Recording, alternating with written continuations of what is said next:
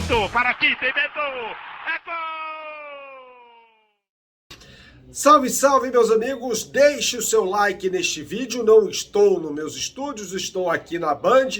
Transmissão do Campeonato Saudita, depois bola rolando. Vamos que vamos, mas tem tempo para a gente falar aqui no canal sobre a estrutura tática do Flamengo para a partida contra o Botafogo neste sábado às 9 da noite pelo Campeonato Carioca.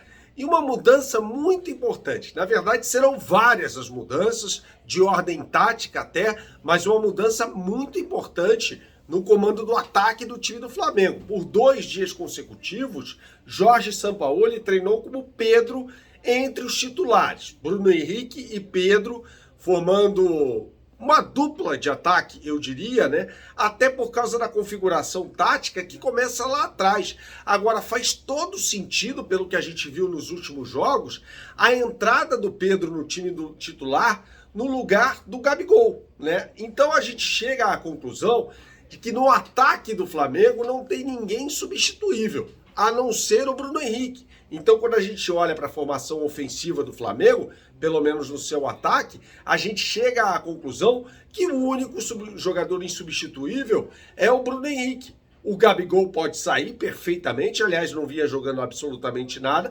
dando vaga ao Pedro, que teve poucos minutos até para mostrar para o Jorge Sampaoli que pode fazer mais do que o camisa 10. É o camisa 9 tendo mais espaços, conforme a gente vinha pedindo ao longo tempo aqui no canal. O que o Gabigol vem cumprindo nesta temporada que justifique a sua escalação incondicional como titular no comando do ataque? Não me parece estar fazendo jus a isso, né? Gabigol tornou-se, no Campeonato Brasileiro, pelo menos, um jogador, de certa forma, até um pouco inofensivo, né? Para as defesas adversárias. Então o Flamengo vai ter um desafio muito complicado nesse jogo contra o Botafogo e precisa ter um poderio ofensivo maior.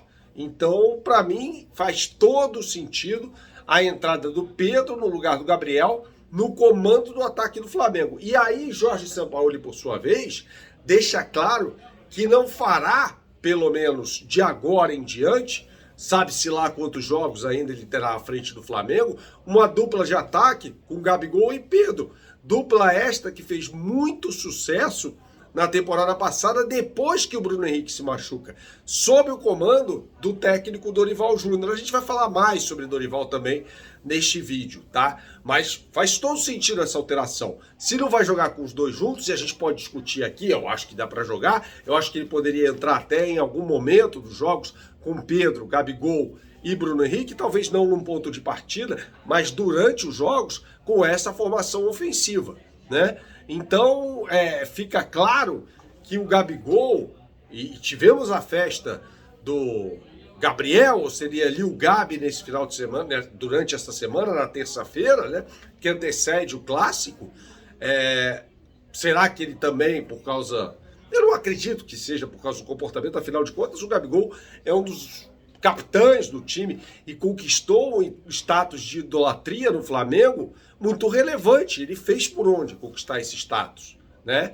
Então, assim, mas na bola, pelo que vem mostrando nesta temporada, principalmente no Campeonato Brasileiro, o Gabigol não merece um lugar cativo no ataque, no comando de ataque do Flamengo, né? Então a gente deve ver o Flamengo jogando num ponto de partida, com 3 zagueiros, pelo menos treinou dessa forma o técnico Jorge Sampaoli, o que dá bastante liberdade de apoio aos seus 2 laterais, que serão laterais bem ofensivos, o Wesley pelo lado direito e provavelmente Ayrton Lucas pelo lado esquerdo.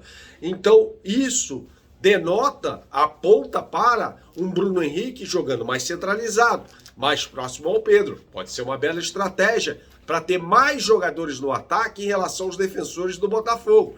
Esse Botafogo do Bruno Lage joga com uma linha de 4 defensiva, que deve ter de Plácido, Adrielson, Vitor Cuesta e Marçal. Vitor Cuesta e Marçal, aliás, fizeram um jogo muito ruim contra o Defensa e Justiça na cancha do Banfield, na Argentina, jogo que marcou a eliminação do time da Estrela Solitária da Copa Sul-Americana, de forma até precoce. Eu imaginava o Botafogo, que nunca deu muita atenção para a Copa Sul-Americana, chegando pelo menos à semifinal da competição, para uma disputa contra a LDU, que eliminou o São Paulo, né? E a gente vai falar mais sobre o São Paulo, que vai ser adversário do Flamengo na final da Copa do Brasil, mas foi o Botafogo que, com 7 titulares em campo, desempenhou menos do que poderia nessa partida contra o Defensa e Justiça, perdendo uma invencibilidade de 19 jogos. Outro teste muito importante, para mim, demorou. A possível entrada do Rossi no lugar do Matheus Cunha. O Rossi precisa ser testado.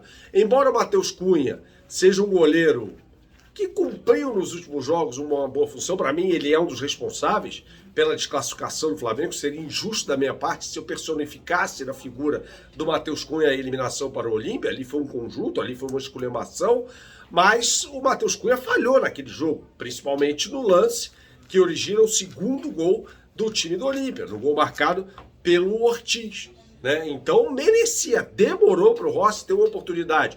O Rossi pode ter no Flamengo, por exemplo, o sucesso que o Rocher vem tendo no Internacional. De forma tardia, aliás, esse teste. Demorou muito para que o Rossi tivesse uma oportunidade entre os titulares do Flamengo. Não estou dizendo aqui que ele vai jogar, mas no último teste, no último treino, pelo menos desta sexta-feira, ficou claro que o Rossi pode ter uma oportunidade entre os titulares. Muita gente falou, quando o Flamengo e o São Paulo se classificaram numa quarta-feira à final da Copa do Brasil, que o São Paulo era amplamente favorito. Gente, o São Paulo não está jogando bem. Venceu 3 jogos em 12 possíveis, sendo que a vitória contra a LDU não serviu para muita coisa. E o Lucas, que começou muito bem sua trajetória no São Paulo, ainda está no início dessa segunda volta dele, não jogou muita bola, não. Inclusive, há uma mudança no formato ofensivo do São Paulo, com o Luciano jogando um pouco mais pelo lado direito. Foi assim na partida contra a LDU.